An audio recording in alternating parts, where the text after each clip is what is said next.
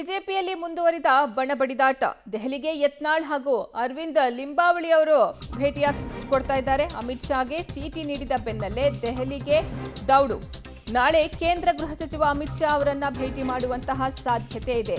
ರಾಜ್ಯಾಧ್ಯಕ್ಷರ ಬದಲಾವಣೆ ವಿಚಾರ ಈ ಸಂಬಂಧ ಅವರು ಮಾತುಕತೆಯನ್ನ ನಡೆಸಲಿದ್ದಾರೆ ಅನ್ನುವಂತ ಮಾಹಿತಿ ಸಿಗ್ತಾ ಇದೆ. ಬಿಜೆಪಿಯಲ್ಲಿ ಬಣಬಡಿದಾಟ ಮುಂದುವರಿತಾ ಇದೆ. ದೆಹಲಿಗೆ ಯತ್ನಾಳ್ ಹಾಗೂ ಅರವಿಂದ್ ಲಿಂಬಾವಳಿ ತೆರಳಿದ್ದಾರೆ. ಅಮಿತ್ ಶಾಗೆ ಚೀಟಿ ನೀಡಿದ ಬೆನ್ನಲ್ಲೇ ನಾಯಕರು ದೆಹಲಿಗೆ ದೌಡಾಯಿಸಿದ್ದಾರೆ. ನಾಳೆ ಕೇಂದ್ರ ಗೃಹ ಸಚಿವ ಅಮಿತ್ ಶಾ ಅವರನ್ನ ಭೇಟಿ ಮಾಡುವಂತಹ ಸಾಧ್ಯತೆ ಇದೆ. ಈ ವೇಳೆ ರಾಜ್ಯಾಧ್ಯಕ್ಷರ ಬದಲಾವಣೆ ಕುರಿತು ಮಾತುಕತೆಯನ್ನ ನಡೆಸಲಿದ್ದಾರೆ.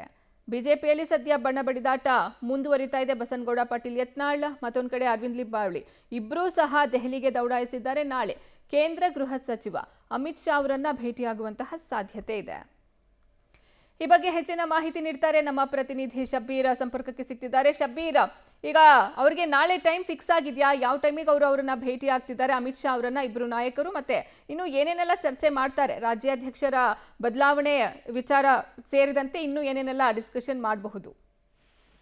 ಅರ್ಪಿತಾ, ಇನ್ನು ಎಷ್ಟೊತ್ತಿಗೆ ಭೇಟಿ ಆಗ್ತಾರೆ ಅನ್ನೋದಕ್ಕೆ ಸಂಬಂಧಪಟ್ಟಂತೆ ನಿಖರವಾದಂತ ಮಾಹಿತಿಗಳು ಬಂದಿಲ್ಲ. ಇನ್ನು ಗೃಹ ಸಚಿವ ಅಮಿತ್ ಶಾ ಅವರ ಕಚೇರಿಯಿಂದ ಭೇಟಿಗೆ ಸಮಯ ಕೂಡ ನಿಗದಿಯಾಗಿಲ್ಲ.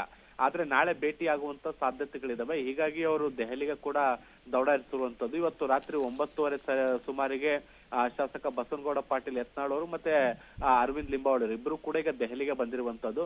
ಮೊನ್ನೆ ಅಷ್ಟೇ ರಾಜ್ಯಕ್ಕೆ ಅಮಿತ್ ಶಾ ಅವರು ಬಂದಂತ ಸಂದರ್ಭದಲ್ಲಿ ಅಮಿತ್ ಶಾ ಅವರಿಗೆ ಚೀಟಿಯನ್ನ ಕೊಡುವಂತ ಮೂಲಕ ಗಮನ ಸೆಳೆಯುವಂತ ಕೆಲಸವನ್ನ ಲಿಂಬಾವಳಿ ಅವರು ಮಾಡಿದ್ರು. ಅವರು ದೆಹಲಿಗೆ ಬಂದು ಚರ್ಚೆ ಮಾಡುವಂತೆ ಸೂಚನೆಯನ್ನ ಕೂಡ ಕೊಟ್ಟಿದ್ರು. ಈ ಸೂಚನೆಯ ಬೆನ್ನಲ್ಲೇ ಉಭಯ ನಾಯಕರು ಇಬ್ಬರು ಕೂಡ ದೆಹಲಿಗೆ ಬಂದು ಅಮಿತ್ ಶಾ ಅವರ ಭೇಟಿಗೆ ಪ್ರಯತ್ನವನ್ನ ಕೂಡ ಮಾಡ್ತಾ ಇದ್ದಾರೆ. ನಾಳೆ ಇಬ್ರು ನಾಯಕರು ಭೇಟಿ ಮಾಡ್ತಾರ ಅಥವಾ ಅರವಿಂದ್ ಲಿಂಬಾವಳಿ ಅವರು ಮಾತ್ರ ಭೇಟಿ ಮಾಡ್ತಾರ ಅನ್ನುವಂಥದ್ದು ಕೂಡ ಈಗ ಸಾಕಷ್ಟು ಕುತೂಹಲ ಇರುವಂತದ್ದು. ಮುಖ್ಯವಾಗಿ ರಾಜ್ಯಾಧ್ಯಕ್ಷರ ಬದಲಾವಣೆ ಆಗ್ಬೇಕು ಅನ್ನುವಂಥದ್ದು ಅವರ ಪ್ರಮುಖವಾದಂತ ಬೇಡಿಕೆ ಆಗಿರುವಂತದ್ದು. ಇದೇ ವಿಚಾರಕ್ಕೆ ಸಂಬಂಧಪಟ್ಟಂತೆ ಅವರು ಮಾತುಕತೆಯನ್ನು ನಡೆಸುವಂತ ಸಾಧ್ಯತೆಗಳು ಕೂಡ ಇದಾವೆ. ಅರ್ಪಿತಾ, ಧನ್ಯವಾದ ಶಬ್ಬೀರ್ ನಿಮ್ಮೆಲ್ಲ ಮಾಹಿತಿಗಾಗಿ.